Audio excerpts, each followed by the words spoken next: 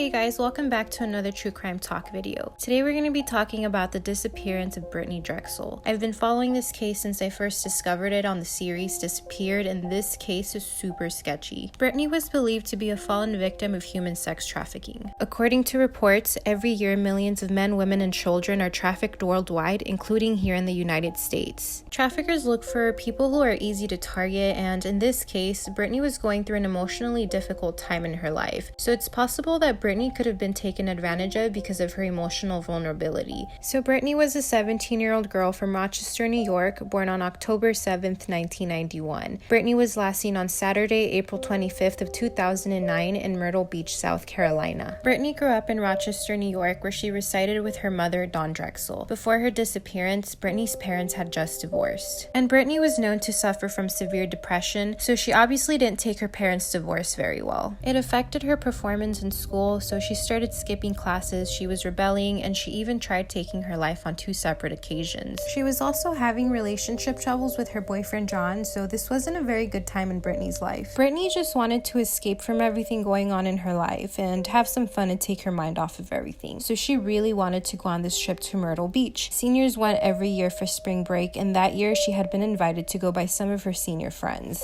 But because of her past behavior and her mental state, her parents refused. Brittanee was only 17, so obviously her parents worried because there would be no parent supervision and a bunch of strangers that they didn't know. Since Brittanee's parents refused to let her go, there was a lot of tension and a lot of arguments, but this didn't stop Brittanee from asking, and several times again after that, but her mother stood firm. So after an argument with her mom, Brittanee packs a bag and storms out of her house. She then calls her boyfriend John to pick her up and drop her off at a friend's house. When Brittanee arrives at her friend's house, she calls her mother Dawn to apologize, and of course along with her apology, she decides to ask one more time. But Brittanee's mom again refused and told her it was not happening. Brittanee then comes up with a better proposal. She asks her mom if she can just spend the weekend at her friend's house that she had been staying with. So to Dawn, this seems like a better idea, and it would give her a better peace of mind knowing that Brittanee would remain close and she could still have her spring break. But here's the twist. Brittanee actually had different plans. So after her mother agreed to letting her spend the weekend at her friend's house, Brittanee and her friends prepared for the trip and would soon begin a 14-hour drive to Myrtle Beach, South Carolina. She and her friends arrived at Myrtle Beach on Thursday, April 23rd. And while Brittanee is in Myrtle Beach, her mom is still under the impression that she was at her friend's house not very far from her. Brittanee was pretty much lying to her mom, sending her fake pictures of where she was and what she was doing while she was 6 states away.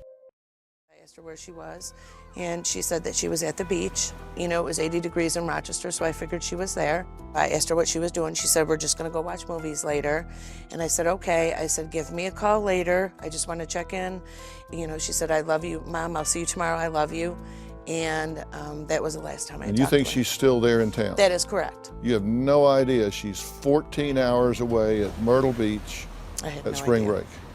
So Brittanee had also been texting with her boyfriend around the same time, and according to him, she seemed to be having a good time. But Brittanee's mood began to change throughout the day. She had expressed to her boyfriend that some of her friends were starting to use a lot of drugs, and Brittanee wasn't into that. So she began to distance herself from them because it was starting to ruin her experience. So this is when Brittanee just decides to do things on her own, like going to walks on the beach by herself and even eating at restaurants alone. So during her time there, Brittanee actually ended up running into someone that she knew back from Rochester, and his name was Peter. Peter was staying in the Blue Water Resort just a mile away from Brittanee's hotel called the Bar Harbor Hotel. Now on April 24th, just a day before she was supposed to leave, she decided she would go and hang out with Peter since she didn't really want to be around her friends. The whole time she's texting her boyfriend John about it and telling him how miserable she was and that she just couldn't wait to come back home. So before she left her hotel to go meet up with her friend Peter, Brittanee grabbed some pair of shorts that belonged to one of her friends that she was sharing a room with. Around 8:15, Brittanee was spotted on a security camera heading towards the Blue Water Resort. Only 10 minutes after arriving, she receives a text from her friend asking her to bring her shorts back. At 8:48, Brittanee was spotted again walking out of the Blue Water Resort and heading back towards her hotel, which was only a mile away. At 8:58, Brittanee sends a text to her boyfriend telling him that she was just going to go back to her hotel, finish packing up, then head to bed for the night, and that was only 10 minutes after she left the Blue Water Resort. John texted her back asking why, but he never heard back from her. I knew that something was up about 10 to 20 minutes later, but a half an hour later was when I really began to start freaking out. I knew that there was a problem, so I texted her, and I said if she didn't get in contact with me, I was going to call her mom.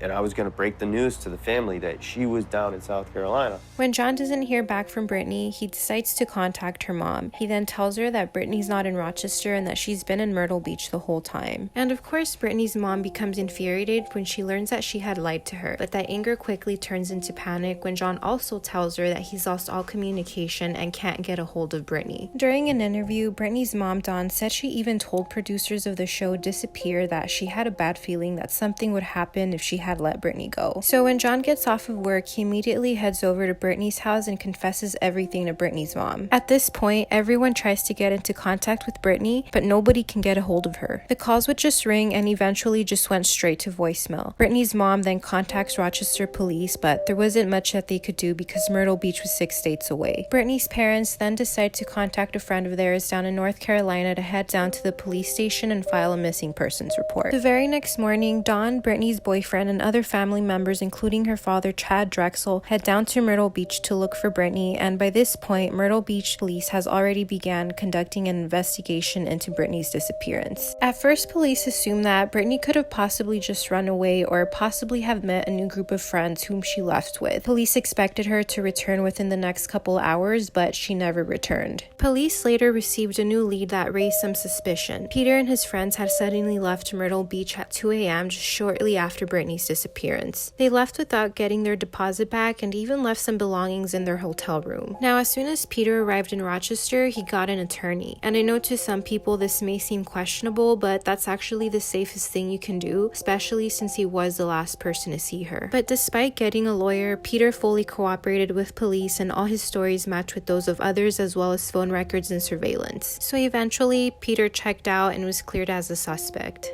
When Brittanee's family discovered that Peter was no longer a suspect in this case, it still left them with the big question, where is Brittanee? Now, when police checked traffic surveillance, they expected to see Brittanee walking back towards her hotel, which was only a mile away, but the cameras never picked her up, meaning someone picked her up halfway. The last time her boyfriend had heard from her was at 8:48, only 10 minutes after leaving the Blue Water Resort. At this point, police then decided to check her phone records, and when they did, they discovered something very concerning. At 9:27, Brittanee's cell phone pinged near a cell tower 7 miles south of Myrtle Beach. The rate of her cell phone pings were moving very quickly, indicating that she was no longer walking and most likely in a car, or at least her cell phone was. So police fled near that cell tower to try and locate Brittanee, but there were no signs of her. Then 2.5 hours later, at 11:58, her phone pinged again 50 miles south of Myrtle Beach in a small town called Georgetown. Shortly after, they stopped getting signals from Brittanee's phone, so her phone was either shut off or died. But police immediately fled to this location, knowing that if Brittanee was really there, she would more than likely not be found alive. This area of Georgetown was alligator and wild boar infested. There was poisonous snakes and other deadly creatures as well. It was not an area you would want to be in. Despite their searches for Brittanee, police found nothing. 8 months later, a tape was called in that led them north of Georgetown near the Santee River. They found a pair of sunglasses that looked similar to a pair of Brittanee's, but police couldn't conclude whether or not they did belong to Brittanee because these glasses looked like they had just recently been placed there. They also had no dirt whatsoever or any signs that they had been sitting there for the past 8 months. Police decided that they would test the sunglasses for DNA, but surprisingly, the glasses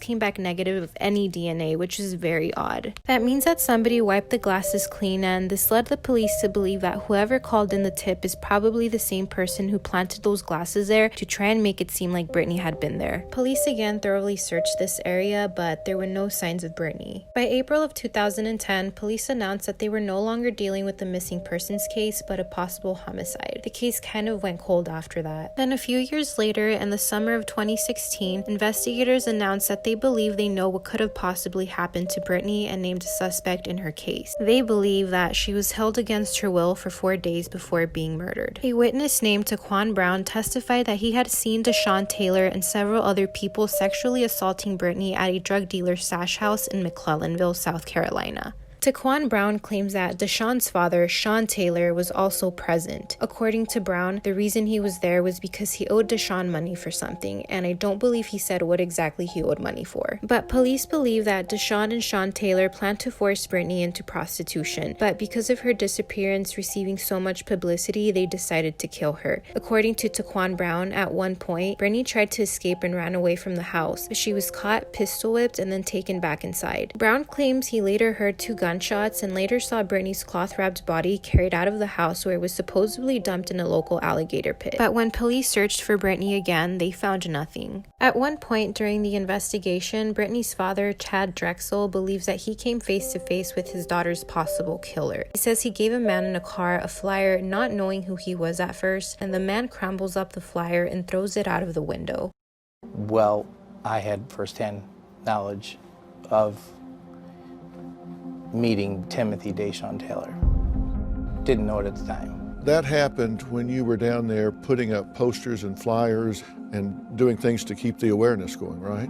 Correct. I went down 3 years after Brittanee went missing, and I said to my private investigators, can you bring me down the area that the people you've been talking about to me, so I can hand out flyers to everyone I see? What did you see? Well, when they dropped me off, I first visited what I believed is like a small little bar. And I wanted to hand the bartender the flyer and explain to him I'm the father of the missing girl that's been in the news. Could you possibly know anything, please give me a call or give them a call on the flyer. Then I went out and kind of friended some of the elders out there. They kind of laughed it off, they were a little bit, like, I don't want to be bothered with this.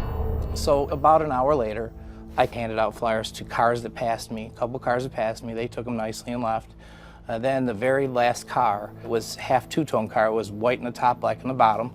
And when I stopped the car, they didn't want to stop at first, and here I am standing in the middle of this dirt-type road in a rural neighborhood.